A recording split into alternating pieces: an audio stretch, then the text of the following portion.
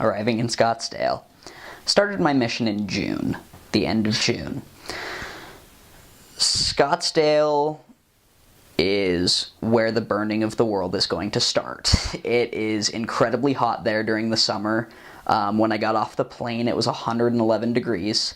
About 2 weeks before, I got an email from the mission secretary saying, "We're definitely excited for you to join us in our 112 degree weather."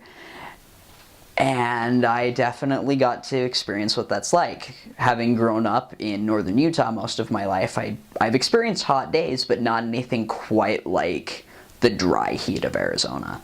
And so that was the first thing that hit me. I just got off the plane, and the plane was air conditioned and whatnot. It was a comfortable environment, and I get off and instantly I'm sweating. I loved my mission president, one of the most wonderful people I've ever met, and I know that a lot of people say that, and so I kind of expected, like, going into the mission, like, oh, like, I'm gonna see him as just another person.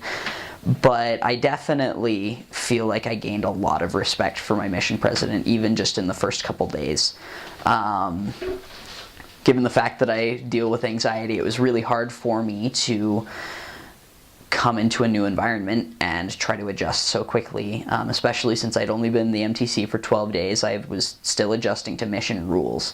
And so I have new rules, a new environment, new people around me who don't know who I am. It was really, really uncomfortable. My first night, I had a total meltdown. I went and I locked myself in the bathroom in the mission home, and the mission president's wife had to come find me. And it took her about 10 minutes to get me out of the bathroom. And we went next door to the mission office, and we sat down, and she said, "How can I help?" And we put together a plan to help me to get through the first 3 months of the mission, which are historically and statistically shown to be the hardest for a lot of missionaries. Just adjusting to mission life is really, really difficult. And it was especially difficult for me because part of me almost didn't want to be there because I was so uncomfortable. It was hot. I walked outside and it was 90 degrees. And there were people I didn't know, and I didn't know what my purpose was, and I didn't feel like I belonged there. And so the mission president's wife helped me to get my bearings a little bit and to realize that I definitely had someone on my side when things got messy. Because sometimes I feel like missionaries forget that other missionaries are their friends, and they're very focused on the work and not so focused on the fact that they're working with other humans. But the mission president's wife, the mission mom, so to speak, was able to fight for me when I was really, really struggling, and that continued throughout my mission. I was dealing with migraines for the last 3 months of the 5 months that I served, and she was there every step of the way just trying to see what she could do to help. And that, I feel like my relationship with the mission president and his wife really helped to create a little bit more comfortable of a culture for me, and I really, really appreciated them for it. As far as Arizona itself, this was one of the other things that I didn't expect to ever say, but Scottsdale, Arizona Mission is definitely the best mission on the earth. I really, really love the state. I love the people there. I don't feel like I meshed with a lot of them. Ideologically, we didn't always agree, but I still saw them as children of God, and we all had the common goal of getting back to Him and understanding who we are as His children. And so I definitely really, really came to love the people right away, which is something that I didn't entirely expect. I really loved the people of Arizona. Just a lot, I feel, it comes from their similarity to me. I only live 600 miles away from them, and so there's not a whole lot of cultural diversity. More than there is in Utah, though. My first area, though, was very much like Utah, in that the climate was very similar. Not all of Arizona is hot. In the eastern part of the state, we have the White Mountains, which at 7,000 feet, we tend to have a little bit cooler weather. It only gets up to about 100 during the day instead of like 110, 120. And there were, like Utah, pretty much only white people. We had a few Hispanics, just like Utah, but the first time I saw a black person on my mission was when I went down to Phoenix. So it wasn't until 3 months into my mission that I actually saw a little bit more diversity. So there's a lot of similarities to Utah, and so in that way it made it a lot more comfortable for me. So I served in Eager, which is a tiny little town. It was settled by a little family, and so there were a lot of jokes about incest and like just kids being born with 6 toes and stuff, just because of its history. And so these people living in a tiny town, they had a little bit more of a rural lifestyle. We had 2 grocery stores within a 50-mile radius. The nearest Walmart was in a town that was, I don't know, 60, 70 miles away. And these people were mostly farmers and worked for the power plant that was nearby. That was probably at least half of the work there. And so these people were very down to earth. And I really, really appreciated that, because I don't like people who want to mess around with me, especially as a missionary. I'm there to get work done, and I like working with people who are there to get work done. And that's how a lot of these people were. That was one of the biggest things that I came to appreciate within my first week, was the fact that there were people who were willing to help. The members there were wonderful. They took their callings very seriously, and they said, we're going to get things done. We have missionary work to do, and we're not going to waste our time, despite the fact that oftentimes 80 hours of their week were dedicated to trying to feed their families.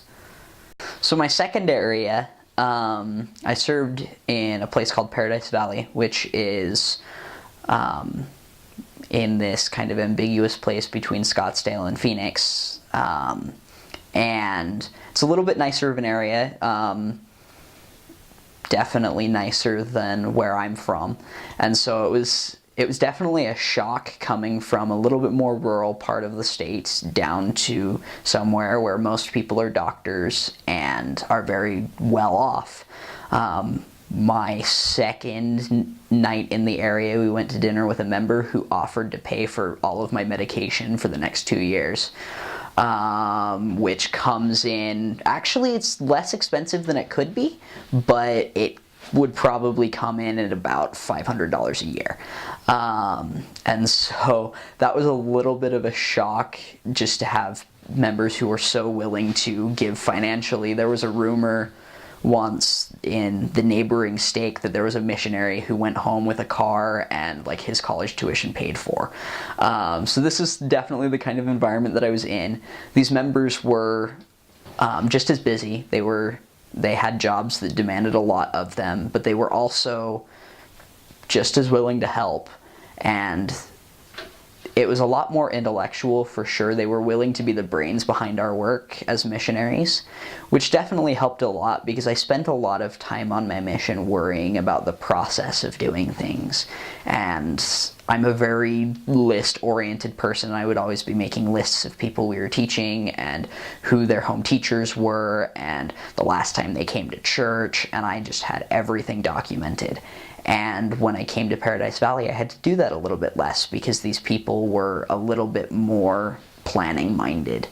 And that was another thing I really appreciated with those people, was just the fact that they took a lot of the load off of my shoulders. I was there for 2 months. I spent 3 months in Eager, the tiny town, and then 2 months in Paradise Valley. And those last 2 months I was dealing with migraines, and I was really, really struggling. I was in bed for 8 days straight.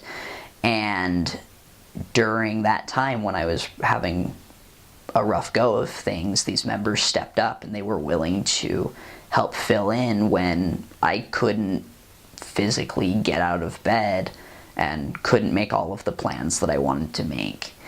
And I'm really, really grateful for the effort that they put forth. I had 4 companions, technically 5. I was with one for a few days. He was with us as they were trying to figure out if he should go home early because of some stomach issues he had. But my first companion, his name was Elder Peterson. I loved him to death. He was a pretty good trainer. I feel like in a lot of ways he and I didn't mesh, but that was really, really good for me because it helped me to be able to learn a lot of things about working with people and working with other missionaries, because not everybody is going to be agreeable. You're not going to have everybody see things the way that you see them. And he and I clashed on a lot of things, but it helped me to be able to develop a work ethic as a missionary and to really figure out what I find important about how to do missionary work and what to focus on. My second companion, his name was Elder Ridge, and he and I didn't get along very well. But he, again, taught me a little bit more about how to deal with difficult people. As you go through school, as you go through jobs, you're going to find people who refuse to see things the way that you see them. And that, however, if you're willing to be open-minded and see things the way that other people see them, you can learn a lot. And one of the things that he taught me was how to build member trust, or just the importance of it. His methods weren't my favorite, but he definitely focused a lot on making sure that the members love you. And as a missionary, one of my biggest downfalls was not really caring. I kind of, when it came to other people's opinions, I just kind of shut myself off and I said, okay, you go ahead and think whatever you want about me, but I'm going to do what I want to do. It's not the greatest way to build member trust.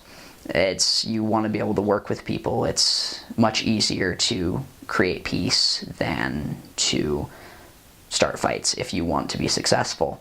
And that was one of the things that Elder Ridge taught me, was that it's important for me to work with the members. And so when I got moved to Paradise Valley, it was a wonderful environment for me because the members were willing to work with me and willing to help me to be a successful missionary when I was struggling, and I was willing to let them help me, which I wasn't willing to do at first. And so I spent a lot of my first few weeks there just meeting the members and trying to be friends with them, because friendships invite the Spirit, and that was one of the things that I learned just later on because of the influence of the second companion. My third companion, his name was Elder Goodenough. You heard that right. He's got a little bit of a funny name. Everybody made fun of his name except for me. I think I might have cracked one joke, but it took me a few weeks to feel comfortable doing that. Elder Goodenough was my favorite. He was really, really good at helping me to feel comfortable with gaining member trust. He'd been in the area for 6 months, and so all the members knew him, all the members loved him, and so by extension they learned how to love me. And I took the things that I learned from Elder Ridge about trying to make friendships, and I committed myself to be Elder Goodenough's best friend. And that was an exercise that I had never really tried before. I've always been a little bit of a prideful person. Like I mentioned before, I definitely have not really always cared about what other people think of me. But as a representative of Christ, when everybody's got their eye on you, it's important to care. And not so much that it stunts your growth, but it's important to make sure you're not offending anyone. And I tried really hard to be Elder Goodenough's friend. And he and I were both struggling to work hard. I was struggling for health reasons, and he was struggling just because of motivation. He was feeling like he wasn't getting very much done after being there for 6 months. He felt like the work in the area was dead. And so we were able to work off of each other and keep each other going. Because missionary work is often discouraging, whether you have external or internal things that are making it hard. And we had a little bit of both in that companionship. And I learned how to love him and how to love other people. He also really encouraged me in my planning. And that was something that I appreciated, because my first two companions were a little like, okay, Elder Mefford, like, you're going a little overboard, but he was always like, yeah, this is great, like, let's go ahead and figure this out. We had a giant whiteboard that we wrote down this massive plan of how we were going to split the area that never actually happened because I got sick and we weren't able to go out and do as many lessons as we wanted to. But he wrote out this whole plan that was based off of the notes that I had taken, and I feel like we were able to work really synergistically. My last companion, he was definitely a really, really good guy.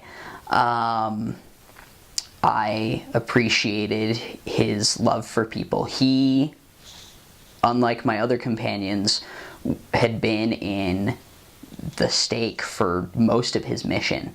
And so he was very familiar with the area, very familiar with the people, and he taught me how to take this love for members and this member trust to a whole new level. We would walk into sacrament meeting and everybody would greet him because everybody knew who he was. And he was a really, really hard worker. Definitely the hardest worker of all my companions. He wanted to go out, and he made sure that we were out of the apartment on time, and we even stayed out maybe a little bit later than we should have because he wanted to just knock that one last door. And while I was struggling feeling healthy all the time, the last little bit of time that I was with him, I was only with him for about 2 weeks, but those 2 weeks were incredible because he helped me to love missionary work, which was difficult for me to do when I was feeling so sick. But despite that, those last 2 weeks were probably the best. Even though I felt terrible, getting on the plane and going home was really, really hard. I definitely learned to miss missionary work from him because he was actually towards the end of his mission and he was sad about the idea of going home. And I look back on my mission fondly because he helped to teach me how special missionary work is through his work ethic, and I feel like that's why so many members were so happy and helpful, is because of the influence that he had on them. He would just come in and he'd say, you know, okay guys, like, this is what we want to do, and it wasn't ever numbers based. It was always, we want people to feel this, or we want somebody to have this kind of testimony. And people just loved him for it. And I saw how love and missionary work are totally interconnected. And if you want people to come unto Christ, you have to help them feel loved. So the mission is wonderful in that you do learn a lot of spiritual things, and you're studying the scriptures for 2+ hours a day. But there's also a lot of practical things that you can learn. One of the things that I definitely gained on my mission was just an appreciation for different ways of thinking. As a psychology major, that's something that's really important to me, and I'm planning on going into counseling psychology, where I need to be able to understand the different ways that people think. And being able to just gain an additional perspective was something that was really helpful for me. I also feel like I was able to handle myself better in situations where I didn't exactly feel confident, especially if it required physical exertion. I'm not the most physically fit person, and during my last 6 weeks, people were preparing for winter, and up in the White Mountains, you have 2 options for heating your house during the winter. You have a wood-burning stove, or you have propane. Propane is really, really expensive. It's more expensive than most people can afford up there, and so a lot of the people burn wood, and so you have to go and chop wood. That's not the easiest thing for me to do, and so that was something that I feel like I was able to develop, is being able to be a little bit more comfortable with situations that may not be the easiest for me, and just jumping in and doing it anyway. Chopping wood is much easier for me now, and it's important to remember that as you do things, you gain confidence that you can be successful at them. And so on your mission, you might encounter some sort of physical labor or some sort of social situation that you don't know how to handle, but if you just buckle down and do it, you're going to learn a lot. And that was something that I really developed, was being able to just buckle down and do things. I also learned a lot from my first companion, Elder Peterson, about cars and mechanics, car mechanics and whatnot, and I know a lot more about what goes on inside of a car. We'll see when my car breaks down how much I actually remember, but I definitely learned a lot from him as far as how to troubleshoot a car when it's not running properly, and figure out what to do about it. That's a valuable experience valuable experience to have when you are stuck on the side of the road and you might be hours away from the nearest mechanic. I definitely feel like my mission built a foundation for the rest of my life, in that I learned a lot of things on my mission that I probably could have learned at home, but the setting definitely lent itself to allowing me to grow spiritually and grow emotionally. Dealing with mental illness, it obviously doesn't work for me to deal with mental illness and then go and try to help the mentally ill, because it's a high stress environment being a counselor. But I feel like serving a mission allowed me to more closely analyze the way that I look at stress. And so how do I say this? It helped me to be able to see myself more from the outside, so that I can then take those same views and apply them to other people, and see them the way that I see myself, or see them the way that God sees them. I also feel like spiritually it helps me gain a stronger foundation. We talk about this word, the gospel, a lot of the time, and in the MTC they really drill home what the gospel is, which I feel like a lot of new missionaries don't quite understand. They don't understand that the gospel is a very simple core part of the teachings of the church. It involves having faith in Jesus Christ and repenting and entering the waters of baptism and being baptized by the proper authority, and then receiving the gift of the Holy Ghost so that we can then be guided to endure to the end. Those are just 5 key points that I feel like a lot of common members seem to undervalue, and I feel like I definitely was undervaluing them. I saw them as just steps and just things that you needed to do, a checklist of sorts. But I came to understand that it's a way of living. Repentance is just a way of going about life.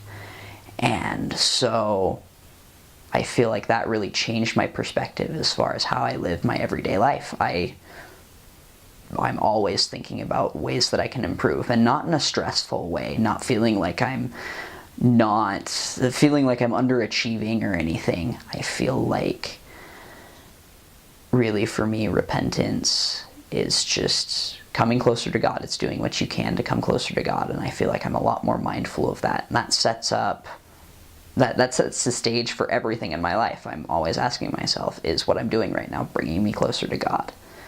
And that ultimately improves my quality of life and will for the rest of eternity.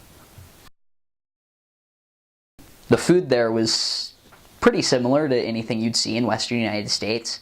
I didn't eat anything super strange.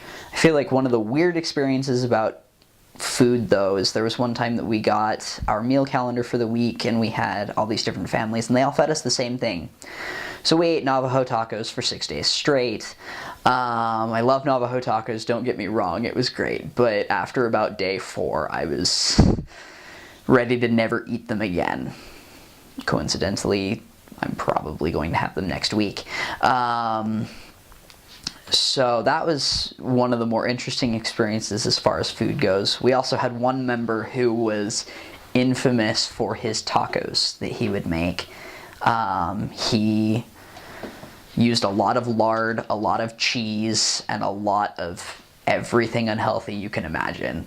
And he invited us over. I had been fasting that day, and he said, okay, so the record is 12 tacos. I want to see if either of you boys can beat it. So everybody's bet was on Elder Peterson because he's a much larger guy than I am. He probably clocks in at like 220 pounds, twice my size. And so he stops at around 6. I stopped at 16. I just kept eating. My body wasn't very happy with me afterward, but I really, really liked that food and I was hungry. It was definitely one of the more memorable meals, but food is pretty tame in Arizona. There are definitely a few things that I wish I would have packed. So it's really important to have a first aid kit. They do put that in the packing list, but so many missionaries don't have it.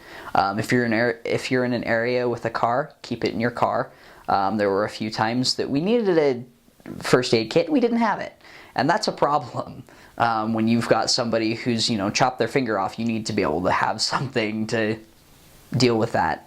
We had a member in my first area who just decided to go missing or have a finger go missing for a day, and it was a mess, and I didn't have my first aid kit on me. Luckily he had one, but it's always good to be prepared and just to think through different experiences and just try to pack more or less like you would as a college student. Having been to college before, I know a little bit better what that's like, but pack light, but pack efficiently and make sure that you have what you need. That's one of the most important things is, if there's something on the list that they say, oh, you should bring this, you should bring it. Bring an umbrella, especially if you're going to a place that has a lot of rain. Don't think, oh, I'll just get one later, because you won't. You're going 24/7 as a missionary. You have P-Day, but remembering what to shop for on P-Day is not always the easiest thing. And so just make sure to research the weather, research the people before you go so that you know what to pack. The weather is also, like I said before, weather up in the White Mountains is very similar to what I'm used to here in Utah. However, we were there right in the middle of monsoon season, and so things were very wet. There was one time when I was down in Phoenix in my second area where we were sitting in the church parking lot just doing some planning things, and this rainstorm started out of nowhere, and then we started getting marble-sized hail falling, and at the edge of the parking lot we had a tree that just fell over, and it lasted for about a half hour. We were late for one of our appointments because of it, and I have never honestly seen that much precipitation in my life, and they say Arizona's a really dry state. It was insane. The streets were flooding all the time during monsoon season. There were some roads that were less well kept that were totally muddied up, and there were actually a couple times that we'd have to park the car and just walk there and get our shoes all muddy because we couldn't even drive through. That was definitely one of the crazier weather experiences. One of the harder experiences, though, throughout my first transfer, we really, really struggled to get the work going. I saw a lot of potential in the town and in the area that I was in. I saw so many people who, if we just pushed them the right way, they would start progressing. But we had things that were getting in the way. My companion didn't really see things the way that I saw them, and certain members didn't see things the way that I saw them. We had a ward mission leader who was convinced that everyone's problem was the word of wisdom, and that we needed to get everyone to stop drinking, and that was the issue. Sad thing is, he was probably right. I think that about 60% of the people we were teaching had a drinking problem. But this one day in particular, we had a lot of things that were really lining up. Just as far as people were concerned, there was this one family, the Peralta family. They were less active, and then they had their son's fiance who was not a member, and she was interested in taking the lessons. Well, we go and knock on her door and find out that she has been in bed with her fiance, and came to the door not exactly dressed, and it was just really discouraging, feeling like she was so excited to learn, but at the same time she was making these mistakes that would have had a lot of complications for her as far as being able to be baptized. And then later in the evening, we had a similar law of chastity issue with another one of our investigators. He was a really, really fun guy. I stumbled on him when I was on exchanges with our district leader. We were trying to look for someone and just knocked on this random door trying to look for him. And somebody totally different answers the door, some Asian guy who's from California, and he's seen everything under the sun. He worked as an underwater welder for 2 years, and he has all of these college degrees and was working as a stockbroker at the same time as working at McDonald's. He was working about 120 hours a week between the two jobs. But he was also a very spiritual person. He kind of had formed his own religion based on at least a dozen other faiths, and kind of had this way of living that was very in line with the church. And so we were having great lessons with him. Well, we show up and start having a lesson with him about part of the plan of salvation. We were taking things piece by piece because he had so many questions about specific doctrines. And as we're having this lesson, this girl from downstairs comes in and just sits on the couch and starts cuddling with him. And we're like, what in the world? Like, what is going on? So we quickly finish up our lesson because obviously they have something they want to do. And as we're leaving, we watch them walk back into the bedroom. Turns out that person was the less active daughter of one of our other investigators. And so everybody was really struggling that day. So the investigator mother was really, really upset over the whole relationship, we found out later, and just everybody was really, really frustrated with each other. And I definitely learned that when you have contention, you can't have the Spirit and you can't grow. And that just, having all of that happen in one day was a little rough, more than a little rough. I walked home just feeling really discouraged and wondering how the heck we were going to get these wonderful people to succeed. I have no idea where they're at now. In Eager, not a lot of people have internet. Some of them don't have power or indoor plumbing.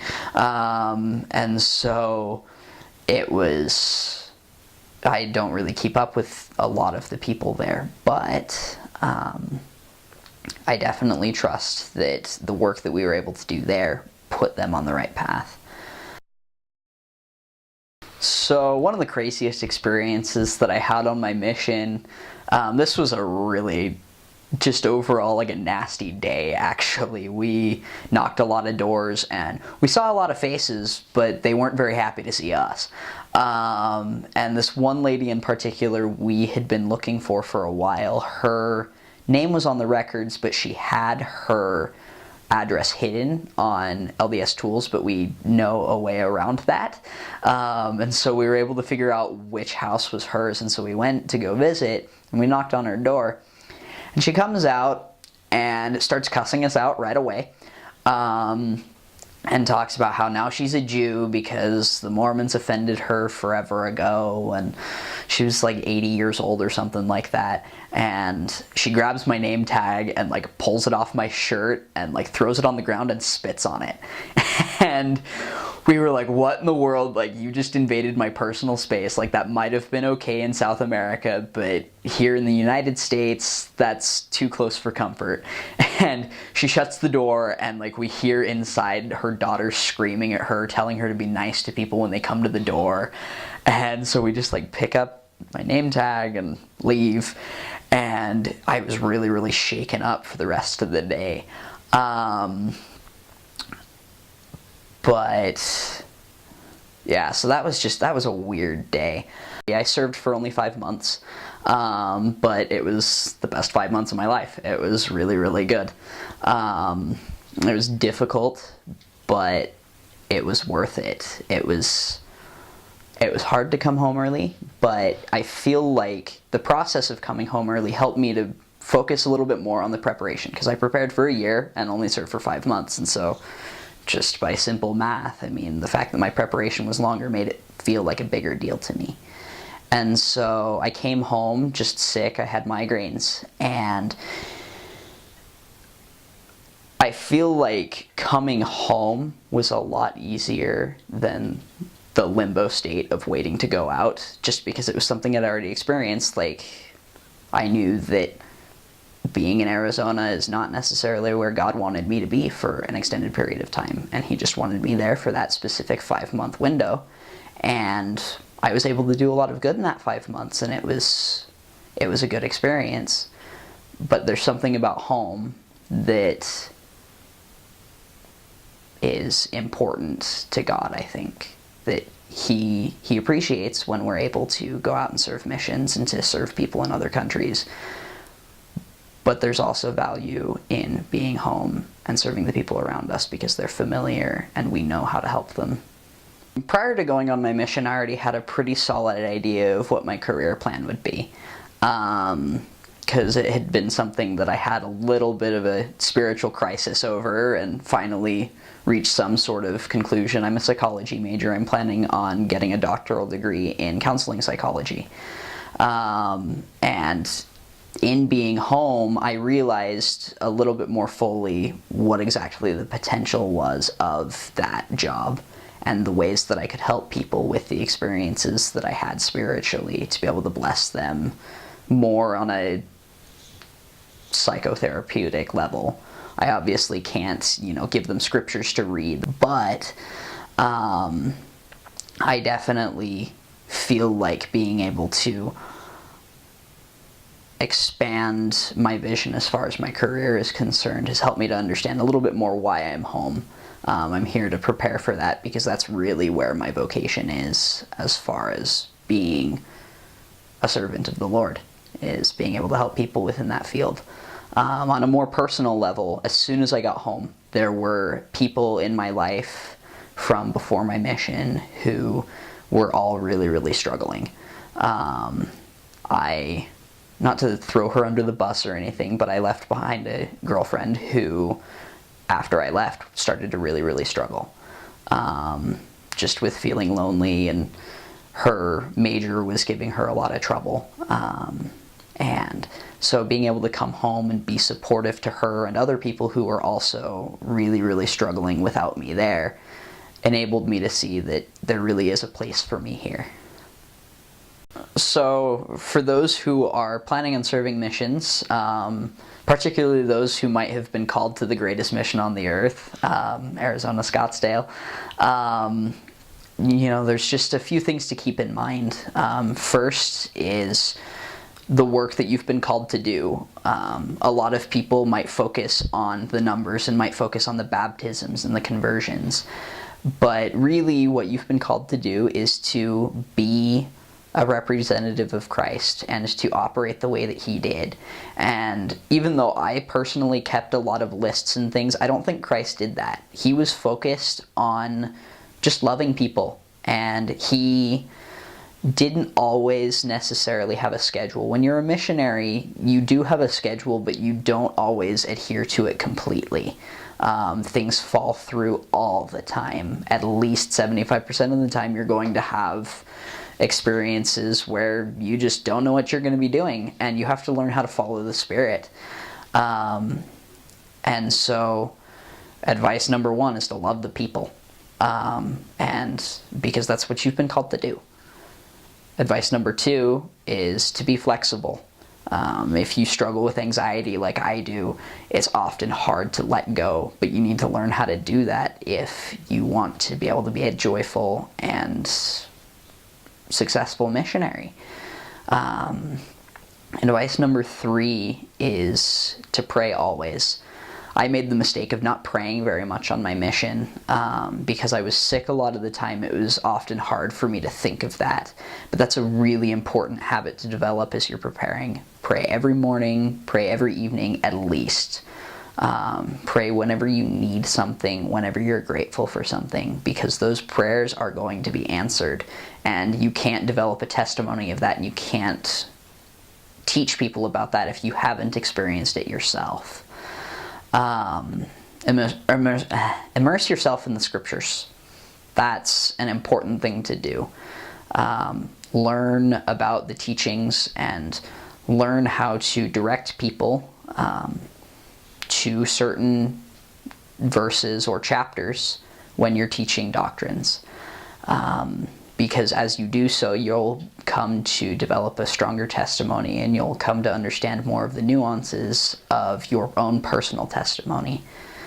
And the last bit of advice is just to love every day. That's something that I haven't always been the best at doing. There were some really, really hard days, and it's okay to struggle.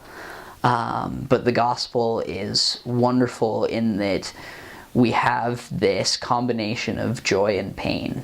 That it hurts to be a member of the church sometimes. It's really, really hard. But we're promised, and this is what the gospel is all about, we're promised that as we keep our promises with God, that He'll keep His end of the bargain, and His end of the bargain is that we will have joy. And so when things get hard, remember that you can be happy and that it does get better. For those of you who might be experiencing delays and might be in a limbo state, remember that God is looking out for you, and that where you're at right now is His plan. You might think, oh man, this is a deviation from the plan, this is maybe not what God wants, but consider the fact that it might be, and think about the things that you're learning. And after you've done that, get down on your knees and pray, because it's a much happier way to go about things. Just finding joy in the journey. That's a really, really important thing to do. I know that as we are able to be happy, that we'll have the Spirit with us, and that those things go hand in hand.